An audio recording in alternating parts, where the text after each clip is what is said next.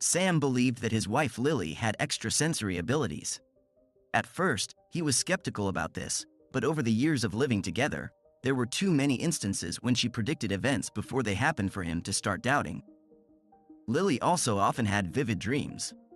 Almost every morning, she would tell Sam about her nighttime visions. Some were amusing, while others were strikingly accurate.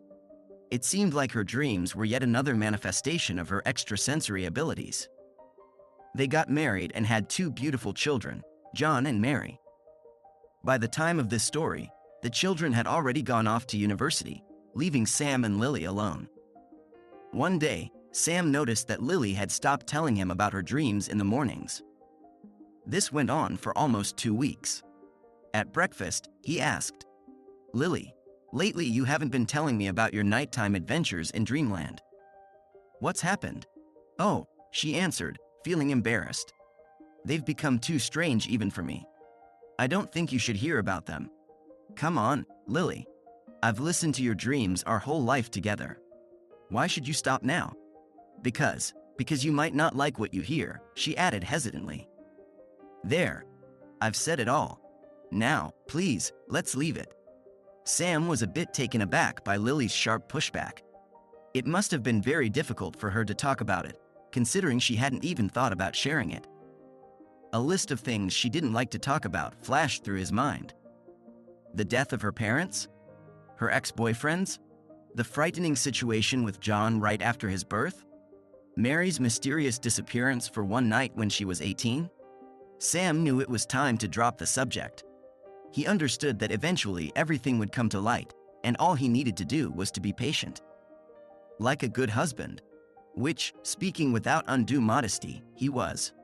2 more weeks passed until one morning, as Sam was preparing breakfast, Lily burst into the house and sat right on the floor. "Sam, I have to tell you about this dream.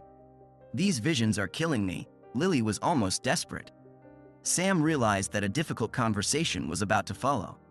They always discussed everything with each other, even if it caused awkwardness or heated arguments. Sam's balanced nature complemented Lily's emotional outbursts perfectly. Their arguments usually didn't last long. They quickly found a compromise and ended up laughing at their differences or enjoying their love. Sam poured coffee, waiting for the story to begin. This must be interesting, he thought. He noticed that Lily was very nervous, wringing her hands as she always did when she wanted to focus on something. "Sam," Lily began with a trembling voice, "I had a dream that I will see Luke before my death, before the end of my life." "Damn," echoed in Sam's mind. Does she have a premonition of her own death? This is something new. Now I'm starting to worry. And which Luke is she talking about? "Sam," Lily continued, looking at her husband with a desperate gaze, which he rarely saw in her, "I have the same dream every night. It's becoming more persistent. I just can't shake it off. You do know who I'm talking about, right? Luke Slope, the guy the first met in New Zealand many years ago." Sam knew Luke Slope, but had only met him once, the day after the wedding. The story was as follows. When Lily was 18, she and one of her friends joined a group that toured the 2 main islands of New Zealand for 2 weeks. It was an exciting time for her. Lily had traveled abroad a lot before, but always with her parents. It was the first time she was practically on her own.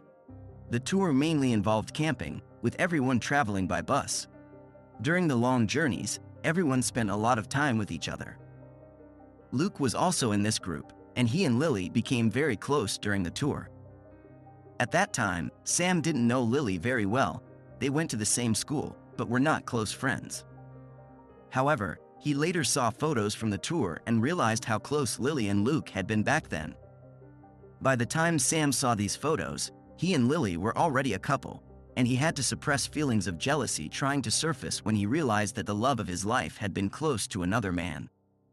He convinced himself that it was in the past and the present was different. He had old girlfriends too, and he had to bury those memories as well. Sam was a little annoyed when the day after the wedding they had to postpone their honeymoon departure until Luke arrived to give them their wedding gift. He agreed only because Lily's whole family insisted on waiting. Luke arrived late from New Zealand and could only make it in the morning, practically missing the wedding. "Poor Luke, traveled all this way and missed the wedding," remarked Lily's mom. She knew about Luke and Lily even more than Sam did, but she was pleased with her daughter's choice. Indeed, from time to time Sam had the impression that Lily's mom would be just as happy if Lily had married Luke. It was simply a feeling, never expressed out loud. The wife's parents always treated Sam with the respect a son-in-law deserves, and he always respected them in return. It was easy to bond with them, and he truly loved them as his own parents. "Sam, you just need to wait a little longer. There's no need to rush. You have your whole life ahead of you," said Lily's mom, for whom a well-organized wedding reception was extremely important, and the thought of someone going through all that effort and not seeing the happy couple in the end was almost unbearable for her. Lily and Sam waited. When the taxi from the airport pulled up to the driveway, Sam noticed a very imposing male figure stepping out of the car. He was about the same build as Sam, with impeccably styled, almost blonde hair. His skin was flawless, almost childlike, without a single blemish. Sam was struck by how well-groomed Luke looked after such a long flight. Lily immediately ran up to him. "You made it, Luke. I thought you wouldn't be able to come," she exclaimed, hugging him. Sam's primal instinct demanded that he reclaim his woman, but the public nature of the situation and the general excitement around him calmed him down a bit. All the greetings were very warm and heartfelt. Luke handed over the wedding gift, an expensive leather bag. Gradually, Sam relaxed and started to perceive Luke more calmly. Sam and Lily sat in the living room, engrossed in a conversation about a strange dream Lily had. "So did the dream explain to you why you needed to meet Luke so urgently?" asked Sam, trying to get his wife to voice the details of the dream. He knew that it helped alleviate anxiety caused by some dreams. "No, that's the thing," Lily replied, nervously twirling a strand of hair. "There was no reason, except a very strong feeling that I would see him for the rest of my life. It was such a real sensation, Sam. I've never felt such a strong feeling in a dream before." Sam frowned. He knew that Lily's extrasensory abilities were a real and important part of her life, and now their life together. Instances where they acted on her intuition often ended well for them, although they could be coincidences, but Sam enjoyed what he called playing a little mystique. It made life more interesting. But the problem with extrasensory perception was that you never got the full picture. "Hey, Lily," Sam softly said, embracing his wife from behind. "I know you feel it's necessary right now, but let's wait. We were planning to go there in September anyway. Are you ready to wait until then?" Lily nodded, but desperation still lingered in her eyes. They embraced for a long time until she calmed down. September couldn't come fast enough for Lily. Ever since her revelation to Sam, she had been acting obsessed. She meticulously searched every social media site looking for Luke. She found him and learned where he lived. She knew his profile by heart. 3 adult children, divorced. Lives alone in Queenstown, South Island, she listed to Sam, who listened with growing concern. Lily meticulously planned their trip. Tickets were bought, hotels were booked. Then she wrote to Luke, informing him where and when they would be. Sam was slightly taken aback by this, but he accepted the situation, knowing how important it was to Lily. He trusted her, remembering her romantic confessions. "Sam, I know that if I'm not with you, I will simply die. My life will end. You are my life and my love." These words and many others like them strengthened his trust in her. Lily had proven time and time again that she was a faithful partner, rejecting advances from other men. Sam truly trusted his wife. He wasn't one of those paranoid people who jump to conclusions at the slightest hint of something unusual. But as the trip date approached, Sam couldn't shake off the growing sense of unease. The Air New Zealand plane landed in Queenstown with 2 very excited passengers on board, Sam and Lily. They checked into a hotel overlooking Lake Wakatipu. Almost immediately, Lily called Luke, and they arranged to meet that same evening. Dinner went surprisingly well. Luke behaved like a true gentleman and paid a lot of attention to Sam. Sam was mildly surprised to find that he really liked Luke. "He definitely knows how to charm an audience," Sam thought. "He had me captivated in conversation the whole evening." After dinner in the hotel room, Sam asked his wife, "So, Lil, what do you think? Was it worth meeting him?" "Yes, definitely worth it," Lily replied. "He has changed a lot since I knew him at 18. It seems he has lost his aura of innocence, but I guess age does that to all of us." "Honestly, Lily, it wasn't that difficult for me today," Sam admitted. "I gradually succumbed to his charm. In the end, I liked him." The next day, they went skiing. Sam arrogantly decided to conquer the intermediate slope, while Lily wisely chose the easy one. The skiing experience was truly delightful. The landscapes were enchanting, especially the view of Queenstown in the distance. Sam started his descent down the slope, not noticing the few skiers on his side. At first, he attributed it to luck, but looking down, he understood the reason. The slope he was skiing on ended with a patch of very hard, slippery snow. Sam noticed this too late. He tried to ski sideways, but lost control on the slippery surface. He was carried straight towards a group of small trees, which eventually broke his fall. In the process, he broke his leg. Fortunately, the resort's medical team was well prepared and quickly transported him to Queenstown Hospital. Lily bustled around and anxiously chattered while the medics did their job. Only when Sam was safely settled in a shared room bed, they both looked at each other and laughed. "Well, Sam, you sure know how to have a vacation abroad," Lily chuckled. "I told you I didn't plan this trip so meticulously for nothing," Sam joked in response.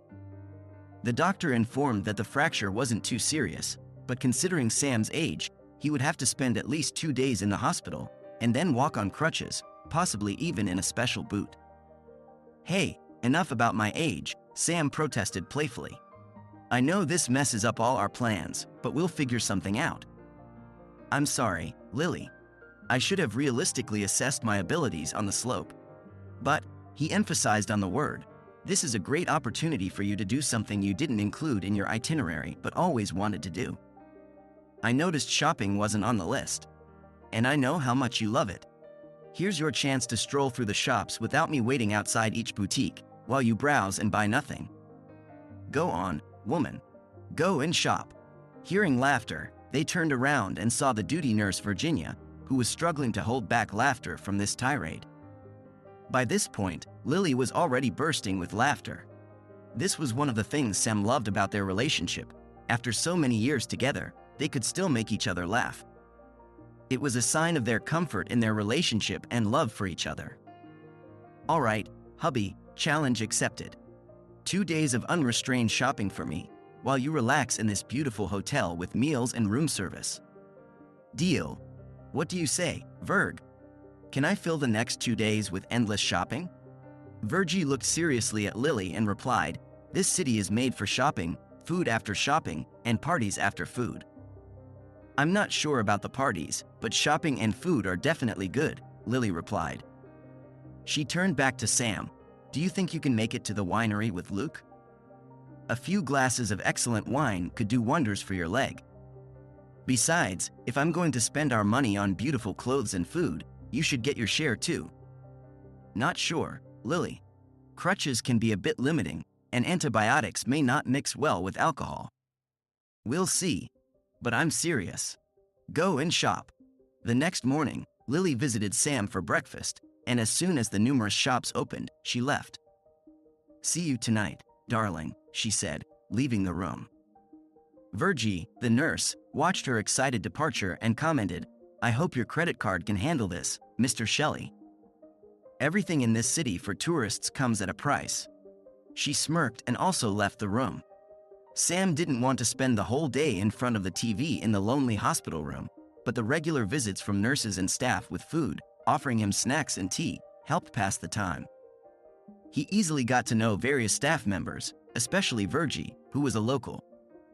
In the evening, as Sam contemplated the neatly arranged hospital dinner, an excited Lily burst into the room. "Hi, how's your leg? You'll never guess who I ran into today.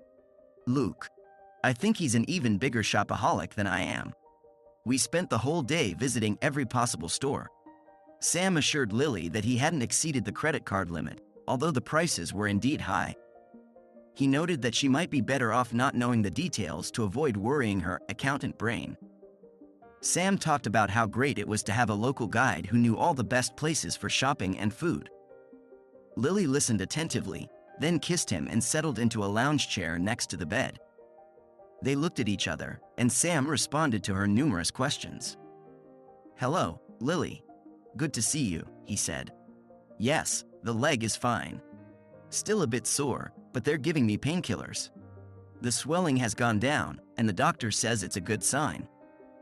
Maybe my advanced age isn't such a hindrance after all. Tell me about your shopping trip with Luke," Sam requested. Lily detailed the events of the day and how Luke had helped her. She also mentioned that Luke promised to do the same the next day. Sam assured her that he trusts her. A sparkle appeared in Lily's eyes as she spoke about that day. Sam suspected that her excitement was not only about the shoes she almost bought. In the evening, Lily stayed until 8 o'clock. As she was leaving, she turned to Sam and said, "You know what, Sam? That dream didn't come to me tonight. Isn't that great?" Sam nodded and waved goodbye to her. That night, he slept like a drugged person, literally. His leg was hurting badly, which apparently was normal, so he had to give himself a painkiller shot. The next morning, Sam woke up and realized two things. Firstly, it was already late, and secondly, Lily was sitting next to the bed looking tired and nervous. "Hi, sleepyhead," she whispered. "I thought I'd have to go shopping today without talking to you. The nurse said your leg was hurting last night, and you had to take some miracle medicine. How are you feeling now?" The look of concern in her eyes made Sam feel a little sorry for her, so he didn't mention his leg. "Hi, Lily," he mumbled indistinctly. "I'm okay. Unfortunately, I might have to stay here a little longer. The doctor is concerned about a few blood vessels. She came yesterday evening after scanning my leg. Apparently, there's a hint of a hematoma. I'll rest and take medication. And how about you? Did you sleep well? You look a bit tired this morning. Did that dream come back?" Lily hesitated slightly, which Sam didn't notice at that moment. "No, Sam, it didn't come back to me. I'm so glad. It was part of my consciousness for so long that it even seems strange to me that I don't see it anymore. Anyway, I was planning to go shopping again today, but do you want me to stay here with you? You look a bit worse than usual." "Lily, I think I'll be bad company all day," Sam replied. "I'll be drifting in and out of sleep while the medication works. You go and do what we talked about. Go shopping until you drop. And now go. I think they're already open." Lily left again, and Sam sank into a half-asleep, half-awake state. Nurse Virgie entered his foggy consciousness several times. "Your wife is a great dancer, Mr. Shelley, but I want to warn you about a local resident who knows all the sights and restaurants. It's the man she dances and spends time with. He's a real snake. Be careful with him. This I tell you from personal experience," she said, then she left again. Sam wasn't sure if what he heard was some kind of dream or not. However, he wasn't conscious enough to fully digest what was said, so he simply fell asleep. Sam woke up to the smell of dinner waiting for him on the bedside table. The food helped him come to his senses, which probably wasn't a very good idea. His leg ached like a sinner's heart. After dinner, he settled on the pillows in that special semi-reclining, semi-sitting position. At that moment, Lily entered the room. She looked tired and a little nervous. "Hi, Sam. Sorry, I'm a bit late. How was dinner?" she asked, kissing him. "Hi, Lily," Sam replied. As usual. They try their best, but it never compares to home-cooked food. "How was your day? I'll need to pick up some extra work when I get home to pay off my cards." Lily smiled. "No, Sam. Luke paid for almost everything today," she said, but it seemed like she held back from further comments. An awkward silence hung in the air. After a while, Nurse Virgie entered the room to give Sam an injection. She looked at Lily with that silent, understanding gaze that women seem to master from a very young age. Finally, Lily looked away and turned to Sam. "So, Sam, we have a visit to the vineyard and winery planned for tomorrow. I suppose you won't be able to go. What a shame, Sam. This leg is causing you so much trouble. I'll come tomorrow and spend the day with you." With that said, she glanced at Virgie, who barely nodded in approval. What's going on between them? Sam thought. It's almost like a secret code of gestures and nods. I'll have to ask Virginia about it somehow. Absolutely not, Lily, Sam objected. I really appreciate you coming. I miss your company, but I know there's nothing more boring than sitting in the hospital. I know you want to be here with me, but it's your vacation too. I'm sorry my foolishness is wasting your time. Go and enjoy your time at the vineyard. Promise to bring back a crate of excellent wine that we can share when I get out of here. Lily couldn't contain her excitement. Okay, thank you, Sam. See you in the evening. Don't forget to treat the nurses well, she said and left. Virgie sat in the room for a little while longer and was about to attend to other tasks when Sam called her over. Virginia, can I talk to you for a minute? He asked. She hesitated, but stayed. I'm very sorry, Mr. Shelley.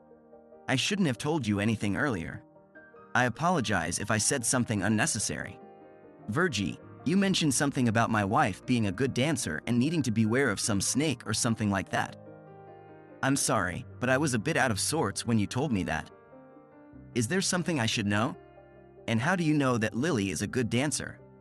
Virgie noticeably paled, but still approached and sat down next to the bed. Mr. Shelley, what I'm about to tell you, you probably won't want to hear, she began. Yesterday evening, we went to a popular nightclub in this city with friends. The locals know it as a cheap place to go if you just want to dance. Around 9 o'clock, I noticed Mrs. Shelley enter. She was accompanied by Luke Slope. He is well known in the area. He has a way of charming any woman he sets his eyes on. He once flirted with me, and he was so good at it. Sweet words. It felt like I was under some kind of spell. He is extremely good at it. Virgie paused, gathering her thoughts. I watched them for a while, and it was quite obvious that Mrs. Shelley was close to him. I'm not sure I can say this directly, Mr. Shelley, but she was very close to him. He had his arm around her most of the evening, and when it came to slow dances, she was even closer. It was like they were a couple. They left around 11, and I'm not sure exactly where they went. I'm so sorry, Sam. Can I call you Sam? I can't tell you this as a nurse. It's against work protocol, but I believe you should know. She sighed and left the room. What the hell? Sam said aloud. This information caught him off guard.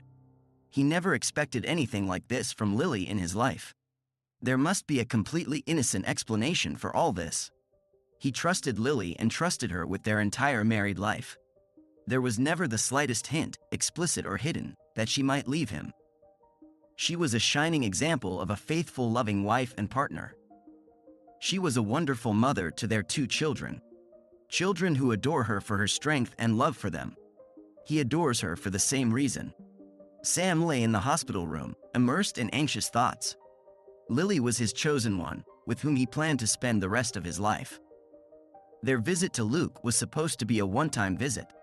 Sam trusted him and was glad that Luke took care of Lily while Sam himself was in the hospital after a silly accident on the ski slope. But now doubts were swirling in Sam's mind. Could it all have been orchestrated? No, his injury was definitely real. Then how did it quickly escalate into what Nurse Virgie had told him about? Lily wasn't the type to make spontaneous decisions. Usually, she needed time to make up her mind about something.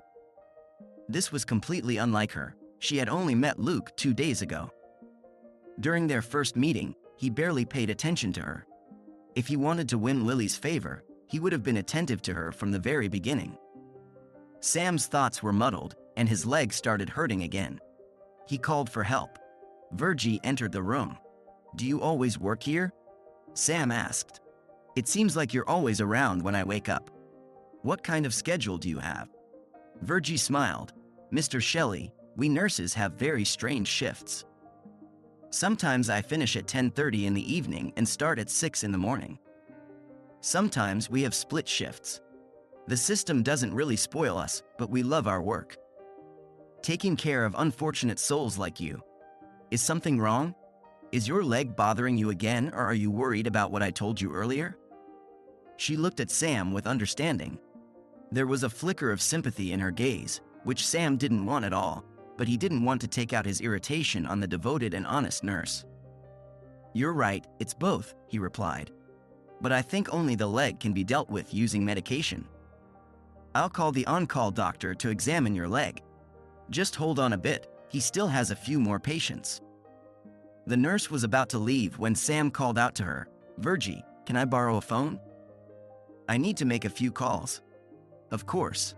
It's not entirely by the rules, but since there are no bedside phones in this room, I'll figure something out. "You're an angel, Virgie," said Sam. "I've been called that before, Mr. Shelley," she smiled, leaving the room. Soon the doctor came and examined Sam's leg again. "Your leg is healing, Mr. Shelley, but residual pain is possible until the blood vessels fully restore normal function. I'm glad the swelling has significantly decreased. I'll prescribe you some painkillers, but I don't think an injection will be necessary. Rest up, and in a couple of days, you'll be able to go home." Sam was soon brought a mobile phone. The orderly explained how to use it and said that all calls would be charged to Sam's account. He also gave him a paper copy of the local telephone directory. The first call Sam made was to their hotel. The receptionist was very polite and, fortunately for Sam, recognized him. First of all, she asked how his leg was. Sam briefly told her about the accident and his recovery. Almost casually, he inquired whether his wife was causing any trouble, throwing noisy parties in his absence. He presented it as a joke, and the receptionist replied in the same casual tone. "No, Mr. Shelley, no noisy parties. Only your brother was with her last night.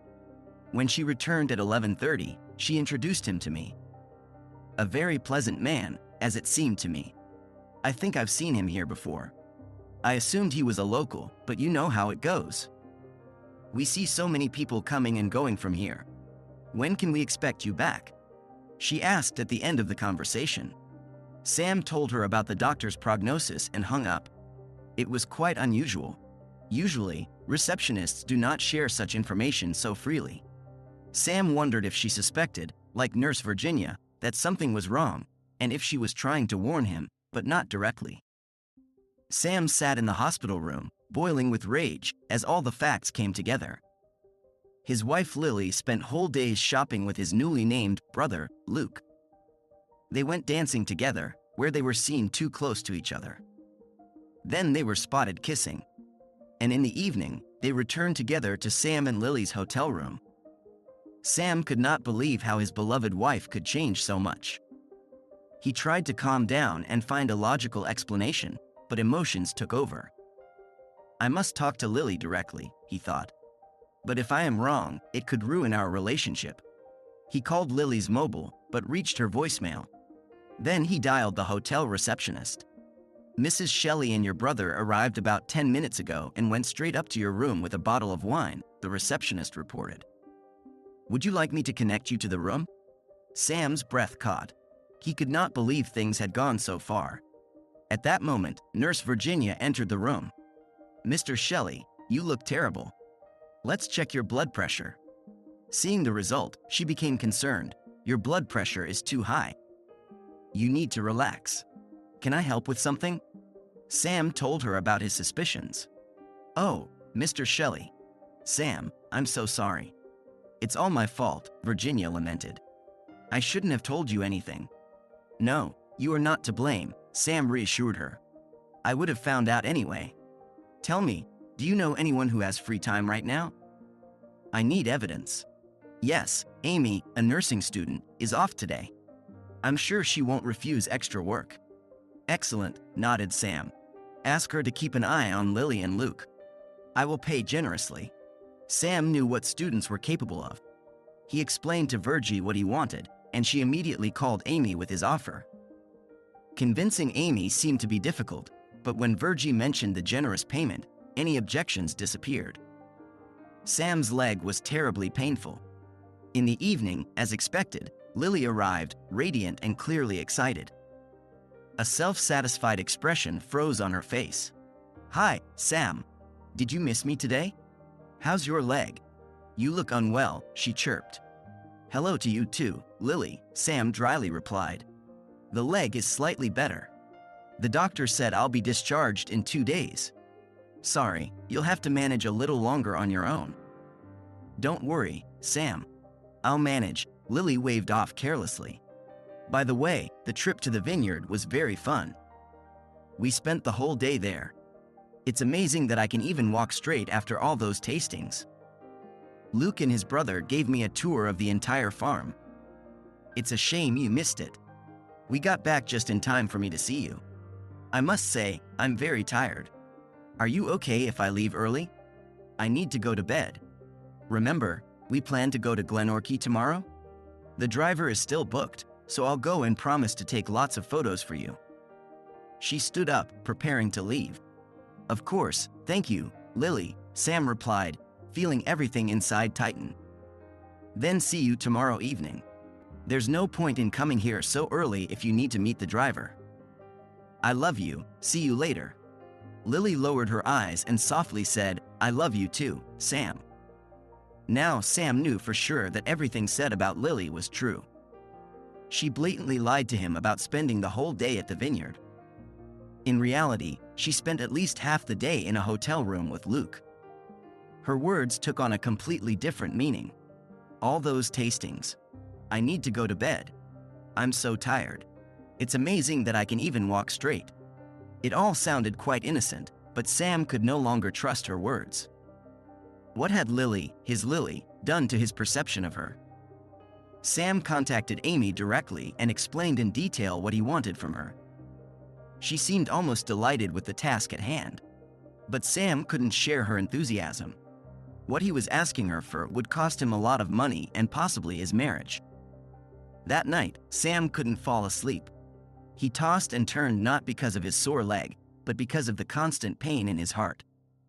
With horror, he thought about the impending pain that would crash down on him and his family. How would he tell Lily about all this if it turned out to be true? The weight of this accusation was greater than any argument they had ever had. The consequences would last forever. And what about their children? How would this affect them? Sam knew he would never be able to trust Lily again. He had read about couples who managed to leave the past behind, but damn, this touched the very essence of their relationship. Disregarding this uniqueness meant disregarding love. If this is true, every word and action of Lily will have to be doubted and checked for authenticity. What kind of relationship is this? Definitely not one in which Sam could participate. He needed more evidence. The next 2 days will show whether Amy can get what he so desperately needs, but what he is so afraid of. As usual, the 2 days flew by unnoticed. The doctor allowed Sam to return to the hotel on condition that he would be careful. No more skiing for you on this trip, Mr. Shelley, the doctor said as Sam left the hospital in a wheelchair, clutching his new crutches. The hotel administrator greeted him like an old friend and remarked, "We hope you will be able to relax well here, Mr. Shelley. The room has been specially cleaned and refreshed for you." Saying this, she winked at him in a way that Lily did not notice. "There is also a welcome drink and snacks for you. Enjoy." Then she returned to her computer, not even acknowledging Lily. The elevator ride was grim. Lily tried to make small talk, but soon realized that Sam was not in the mood to talk. The tension between them was almost palpable, and both silently waited for the elevator doors to finally open. Sam entered the room and immediately asked Lily to turn on the TV. "Maybe we should sit together first?" she suggested. "You watched a lot of TV in the hospital." "You're right, Lily," Sam replied. "Just help me connect something. I can't reach from the wheelchair." When the TV turned on, Sam switched the signal source to USB. An empty image appeared on the screen. "Very interesting, Sam," Lily tried to joke. "So that's what you were watching while I was out shopping." "Lily, please sit down," Sam's tone made her wary. She sat down, not taking her eyes off the screen. "Tell me, what were you doing while I was in the hospital?" demanded Sam. Lily paled, but tried to compose herself. "You know, I was shopping, went to the winery." "Stop lying," shouted Sam. For the first time in their entire family life, He raised his voice at her in anger. "Tell me, what were you and that idiot Luke doing while I was in the hospital?" "Oh, Sam," Lily sobbed. "We were spending time together. Probably more than we should have. But we were so happy." Sam didn't let her finish. He turned on the first slide on the USB drive. The photo showed two people kissing in a nightclub. Lily gasped. "Sam, I don't know what to say," she whispered through tears. "Just tell the truth. Is that you and Luke at the club yesterday, Lily?" Sam shouted again. "Yes, Sam. It's us," Lily answered barely audibly. "I'm so sorry. I swear, that's all." Sam didn't let her finish. He showed the next slide, a happy couple on the club terrace, clearly engaging in something indecent. "What did you want to say, Lily? That it was just an innocent dance? Is that what you wanted to swear about?" Sam's anger was escalating. Lily cried, rocking back and forth, repeating, "No, no, no." Sam got himself a beer from the minibar without offering Lily anything. His anger was so strong that he no longer saw his wife in her, only a lying, unfaithful woman. "Thank you for today's photos from Glenorchy, Lily, but I have my own," he continued, showing slides that left no doubt about what Luke and Lily were doing all day. On the third slide, Lily collapsed to the floor. Despite his concern for her condition, Sam was consumed by a rage he had never felt before. Sam considered leaving Lily in that state and walking out of the hotel, but he needed to know the truth. He poured icy water from the bucket in the fridge onto her face. Lily woke up and groaned, hugging herself and curling into a fetal position on the floor. Sam lifted her and roughly threw her on the bed. Lily began to repeat monotonously, "No, Sam, I'm so sorry. I love you. Your promises and love mean nothing to me right now, Lily," Sam coldly replied. "I want to know how this happened and why. How did you manage to quickly and openly destroy our marriage? And the kids? My God, what will we tell the children? Why, Lily? Just tell me why," he demanded. "Did I do something that made you stop respecting not me, but our love for each other? Our beautiful love, which we felt every day. What did you give it all up for? Just to have fun with that jerk? Why, Lily?" Sam shouted again, but then lowered his voice, fearing that the hotel staff would hear them. "How did this happen, Lily?" he whispered. "Tell me. I have always loved you and thought you loved me the same way." Lily continued to hug herself, as if seeking protection. "I don't know, Sam. Honestly, I don't know," she finally answered. "One moment I was enjoying Luke's company, and the next I found myself drawn to him. He knew what to say, what to do. He made me feel like a queen, a princess, his princess. All his words sounded so right. I didn't intend to succumb to his charms. It just happened." Lily continued her story, explaining how it all started on the first day of shopping, how she relaxed in Luke's company, how his touches became familiar and desired. She told about the night at the club, the dancing, compliments, and drinks. Sam, how could I do this?" Lily sobbed. "You are the love of my life, and I could stoop so low." Sam listened to her confessions, struggling with anger and the pain of the betrayal by the woman he loved so much. When Luke finally took Lily back to the hotel, seemingly at a very late hour, she spent what seemed like hours in the shower. She wanted to wash away all traces of what had happened, especially before meeting Sam. She almost died when the next morning Sam noticed how tired she looked. "But I still long for the next meeting with Luke. What's wrong with me?" Lily thought, nervously wringing her hands and hitting herself on the head as if wanting to wake up from a terrible dream. "I still want to see him. Damn it, I crave another meeting." She almost shouted to herself, realizing the full horror of what she had done. Sam listened and remained silent, but with each word from Lily, his anger grew. He allowed her to continue her confession. "After breakfast, he invited me back to the city," Lily continued through sobs. "He kissed me at every opportunity. I felt like his princess. He was a knight in shining armor, and in my mind, I wanted him more than anything in the world. And he knew it. He played me like a musical instrument. We went through with it," she finally admitted. "I should have stopped. I should have thought of you." The guilt started to awaken, and I ran away from there as quickly as I could. Sam could barely speak. "You came to the hospital every day, pretending everything was fine, while entertaining him behind my back at every opportunity. This cannot be fixed, Lily."